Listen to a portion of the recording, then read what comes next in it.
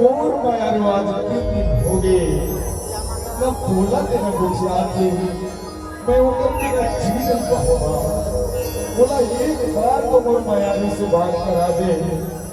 बोले कोई तो भेंट करा रहा। मैं फोन लगावत हूँ मोर फोन ला एक बार तो उठा देती। 911967099।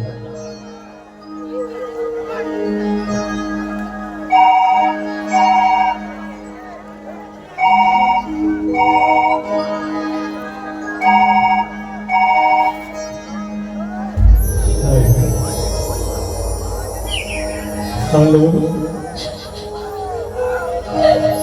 हेलो हेलो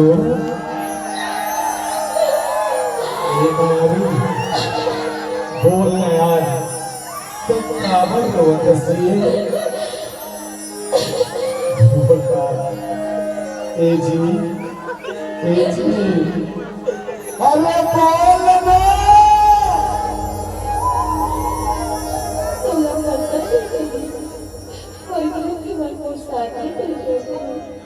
कहा मोर से प्यार करे जीवन जिए के सपना दिखाए और शादी न दूसर से करत।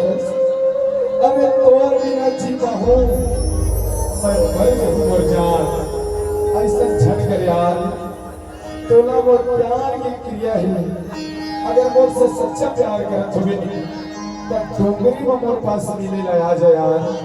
अब तो हम नहीं आवे ना तो यही डोंगरी के पेड़ में मैं फांसी लगा के मर जाऊं यार। तोड़ दिया ये तो नहीं माने यार।